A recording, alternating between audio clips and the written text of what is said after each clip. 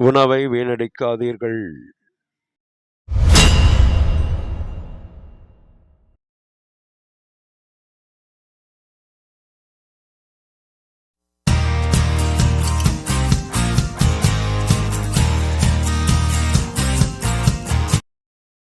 Hi viewers and subscribers.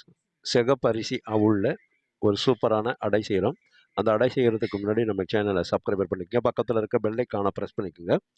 இந்த அடை செய்கிறதுக்கு சிகப்பரிசி அவுள் ஒரு 1.5 கப் அளவு இந்த மாதிரி நல்ல அவுளாக கைக்குத்தல் அவுளாக வாங்கிக்கோங்க. இந்த மாதிரி 1.5 கப்பு சிகப்பரிசி அவுள் எடுத்துக்கிறோம். இந்த சிகப்பரிசி அவுள் அடை செய்கிறதுக்கு நல்லா சாஃப்டாக சூப்பராக இருக்கும். அதை நம்ம ஒரு அகலமான கிண்ணத்தில் இந்த சிகப்பரிசி அவுளை எடுத்து வச்சிடுறோம். எடுத்து வச்ச பிறகு இதுக்கு 2 பச்சை மிளகாயை இப்படி நீள் வாக்கில் வெட்டணும். நீளமாக பார்த்தீங்கன்னா அந்த மீன் வெட்டுற மாதிரி நீள் வாக்கில் இப்படி கிராஸாக வெட்டணும், டைமண்ட் ஷேப்பில். இந்த மாதிரி வெட்டி 2 பச்சை மிளகாய் எடுத்து வச்சுங்க. இது பார்த்திங்கன்னா அந்த அடையோட இந்த மிளகாய் போடும்போது இது நல்லா பார்த்திங்கன்னா அதோட சேர்ந்து அந்த காரம் நல்லா பார்த்திங்கன்னா அற்புதமாக இருக்கும். அதனால இந்த மாதிரி சைஸாக வெட்டி எடுத்து வச்சுங்க. வெட்டி அடித்து அது ஒரு பிளேட்டுக்கு எடுத்து மாற்றி வச்சுருங்க. அதுபோல் பார்த்திங்கன்னா ஒரு வெங்காயம் பார்த்திங்கன்னா ஒரு 20 கிராம் வெங்காயம். இந்த 1.5 கப்பு அவளுக்கு 20 கிராம் நம்ம பெரிய வெங்காயம், இந்த பெல்லாரி வெங்காயத்தை இந்த மாதிரி நைஸாக பொடிசாக வெட்டி எடுத்து பிளேட்டில் எடுத்து வச்சுருங்க. பிளேட்டில் எடுத்து வச்ச பிறகு தக்காளி பார்த்திங்கன்னா ஒரு 20 கிராம் தக்காளி இதுபோல் நைஸாக வெட்டி இந்த தக்காளியையும் நம்ம பிளேட்டுக்கு எடுத்து வச்சுக்கிறோம். இந்த தக்காளி இந்த வெங்காயம்லாம் பார்த்திங்கன்னா இது மாதிரி நைஸாக அரிஞ்சோம்னா அது அந்த அடையோட சேர்ந்து சாப்பிடும்போது நமக்கு நல்லா பார்த்திங்கன்னா டேஸ்ட்டாக இருக்கும். அதுக்காக இந்த மாதிரி நைஸாக அரிஞ்சு எடுத்து வச்சுக்கோங்க. அதுபோல் பார்த்திங்கன்னா கொத்தமல்லி தழை ஒரே ஒரு கொத்தமல்லி தழையை இது மாதிரி பொடிசாக அரிஞ்சு எடுத்து வச்சுக்கிறோம். இந்த கொத்தமல்லி தழை அதோட மென்று சாப்பிடும்போது இன்னும் நல்லா டேஸ்ட்டாக இருக்கும். அந்த அடை நல்லா வாசமாக இருக்கும்.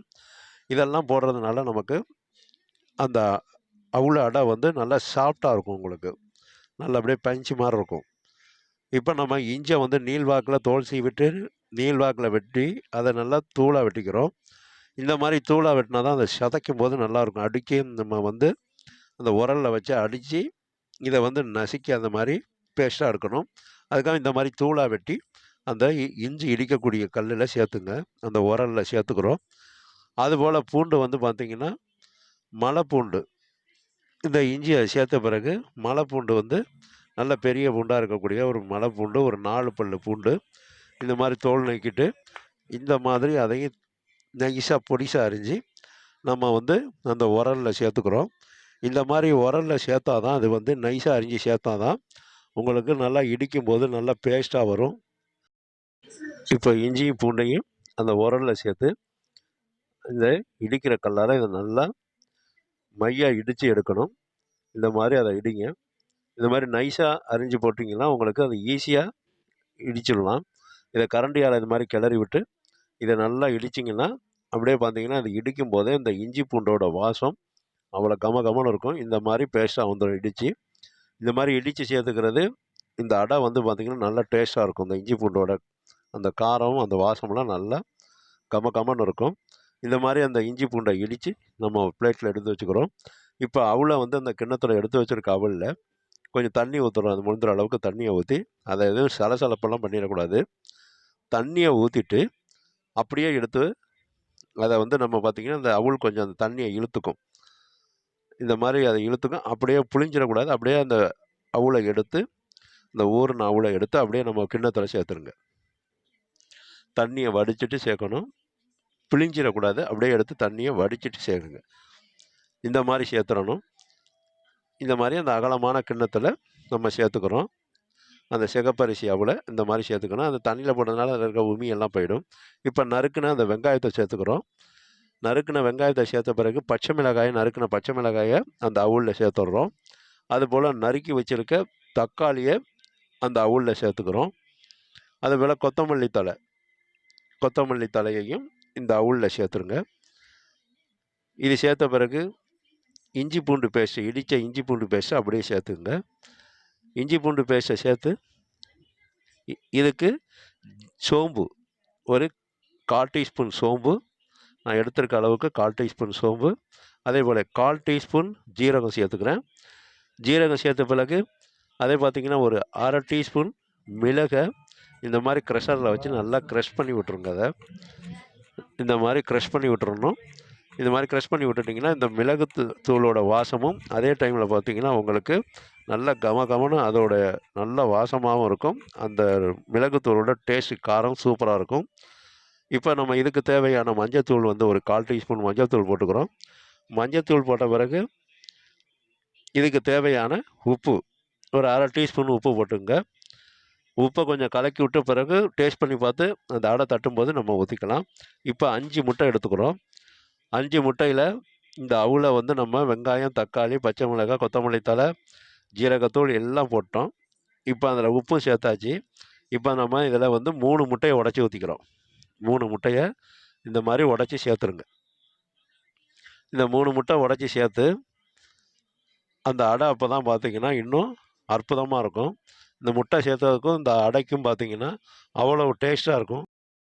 இந்த முட்டை சேர்த்தா தான் இந்த அவுள் அடை வந்து பார்த்திங்கன்னா இந்த அவுள் இந்த முட்டையெல்லாம் நல்லா உறிஞ்சிக்கும்.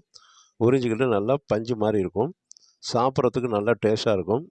இதை வந்து அடை தட்டுறதுக்கு அப்படியே ஒரு கோட்டிங்காக அதுக்கு வந்து நல்லா உங்களுக்கு அந்த அடை தட்டுறதுக்கு எளிமையாக அந்த அவுள் வரும். அதனால நம்ம முட்டை சேர்த்துக்கிறோம். 3 முட்டையை சேர்த்து இதை நல்லா இது மாதிரி எல்லாத்தோடையும் சேர்த்து நல்லா கலந்து விட்டுருங்க. மிக்ஸ் பண்ணி விட்டோன்னே இது பார்த்திங்கன்னா கொஞ்சம் கெட்டியாக இருந்துச்சு. அந்த அவுள் வந்து இந்த 3 முட்டையும் உறிஞ்சிடும். உறிஞ்சி கொஞ்சம் கெட்டியாக இருக்கும். அப்போ திரும்ப 2 முட்டையை உடச்சி ஊற்றி இந்த மாதிரி உடச்சி ஊற்றின பிறகு அது நல்லா கலக்குங்க. நல்லா மிக்ஸ் ஆகணும். எல்லாத்தோடையும் சேர்ந்து இந்த முட்டை நல்லா மிக்ஸ் ஆகிடணும்.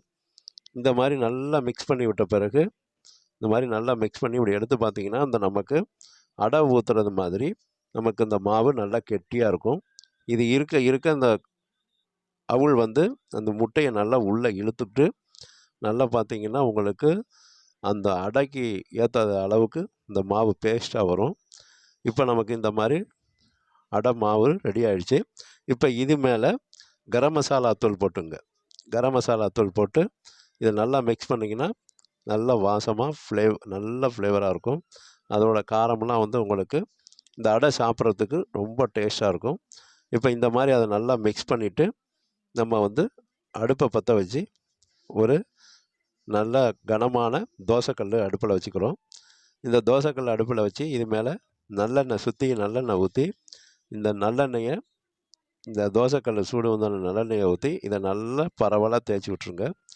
தேய்ச்சி விட்ட பிறகு இந்த அவுள் அடை மாவை அப்படியே நல்லா கலந்துட்டு அப்படியே அந்த தோசைக்கல்லில் இந்த மாதிரி வச்சு அப்படியே ரவுண்டாக தட்டி விடுங்க. இதை கல் வந்து ரொம்ப சூடாக இருந்துச்சுன்னா உங்களால் தட்ட முடியாது. அதனால் இந்த மாதிரி அதை ஒரு கரண்டியை ஊற்றி அதை அப்படியே லேசாக அப்படியே தட்டி மெல்லிசாக கொண்டுட்டு வரணும்.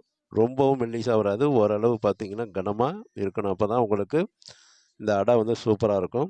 இந்த மாதிரி இதை நல்லா தட்டி விட்டு அது மேலே வந்து உங்களுக்கு மூடி போட்டு கொஞ்சம் நேரம் மூடி வச்சிட்டிங்கன்னா அப்படியே சூப்பராக இருக்கும். இதுக்கு சைடில் எண்ணெய் ஊற்றி விட்ருங்க. எண்ணெய் ஊற்றி விட்டுட்டு மூடியை போட்டு நல்லா மூடிடுங்க. இந்த எண்ணெயிலே பார்த்திங்கன்னா இந்த அவுள் அடை அருமையாக ஒட்டாத அளவுக்கு கீழே அடிப்பிடிக்காமல் வெந்து வந்துடும். இது வந்து பார்த்திங்கன்னா உங்களுக்கு இந்த அடை தட்டினோடனே நல்லா வாசமாகவும் இருக்கும். இப்போ நல்லா இதை மேலே ஒரு மூடியை போட்டு ஒரு 2 நிமிஷம் மூடி விட்டுருங்க. மூடி விட்டு திறந்திங்கன்னா அப்படியே சுத்தமாக அது மேலெலாம் நல்லா வெந்து வந்துடும். இந்த மாதிரி வெந்து இருக்கும். இப்போ நம்ம இதை கரண்டியால் எடுத்து மேல் பகுதியை பரட்டி போட்டுடணும். இந்த மாதிரி எடுத்துருங்க. எடுத்து பரட்டி போடுங்க. இந்த மாதிரி பரட்டி போட்டு 2 சைடும் இதை நல்லா வேக விடணும். ரொம்ப கல்லை சூடாக வச்சிங்கன்னா அப்படியே உள் பக்கம் அது வேகாமல் இருக்கும். வெளி பக்கத்தில் அது பார்த்திங்கன்னா உங்களுக்கு தீஞ்சு போயிடும், கரிஞ்சு போயிடும். அது மாதிரி இல்லாமல் ஸ்லோ ஃப்ளேமில் வச்சு 2 பக்கமும் நல்லா பரட்டி போட்டு இதை நல்லா இந்த மாதிரி வேக விட்டுருங்க. இந்த மாதிரி வேக விட்டிங்கன்னா நம்ம அவுள் அடை தட்டினதை விட கொஞ்சம் பஞ்சு மாதிரி நல்ல கனமாக இருக்கும். நல்லா சாஃப்டாக இருக்கும். இந்த மிளகாய், தக்காளி புளிப்பு, அதே போல் பார்த்திங்கன்னா மிளகோட வாசம், அந்த காரத்தன்மையெல்லாம் கரெக்டாக இருக்கும். உப்பெல்லாம் நல்லா டேஸ்ட் பண்ணி பார்த்து போட்டுங்க. இப்போ அருமையாக நமக்கு அந்த அடை வெந்து வந்துடுச்சு. இதை அப்படியே பிளேட்டுக்கு மாற்றிக்கிறோம். இது மாதிரி மிச்சம் இருக்கிற மாவெல்லாம் இந்த மாதிரி தட்டி நீங்கள் பிளேட்டுக்கு இது நல்லா பெரட்டி விட்டு 2 பக்கமும் நல்லா பெரட்டி விட்டு வேக வச்சு இதை அப்படியே எடுத்து பிளேட்டுக்கு வச்சுருங்க.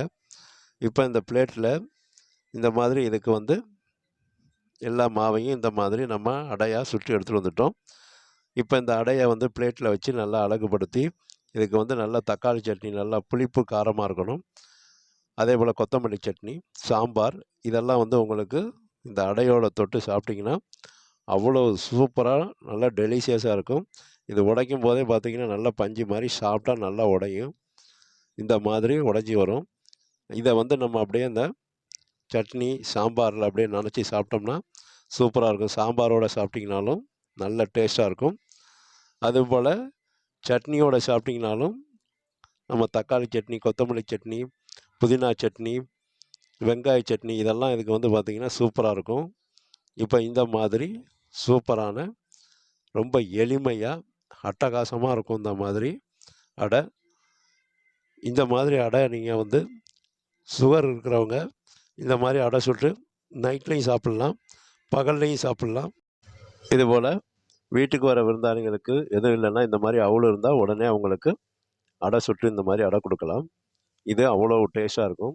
காலையில் உங்களுக்கு பிரேக்ஃபாஸ்ட்டுக்கு, அதே ஸ்கூலுக்கு போகிறவங்களுக்கு, ஆஃபீஸ் போகிறவங்களுக்கு இந்த டக்குன்னு இந்த அடையை நம்ம இந்த மாதிரி அடை ரெடி பண்ணி கொடுத்துடலாம். இந்த மாதிரி நீங்களும் சிகப்பரிசி அவுளில் அடை சுட்டு சாப்பிட்டு பார்த்துட்டு எங்களோட வீடியோவை உங்களுடைய நண்பர்களுக்கு, உங்களுடைய சொந்தக்காரங்களுக்கு ஷேர் பண்ணுங்கள், லைக் பண்ண சொல்லுங்கள். அதுபோல் நீங்களும் இந்த மாதிரி சிகப்பரிசி அவுளில் அடை செஞ்சு சாப்பிட்டு பார்த்துட்டு எங்கள் வீடியோவை லைக் பண்ணுங்கள். எங்களோட வீடியோவை பார்க்கின்ற அனைத்து வியூவர்ஸுக்கும், சப்ஸ்கிரைபர்ஸுக்கும் மனமார்ந்த நன்றியினை தெரிவித்துக் கொள்கிறேன்.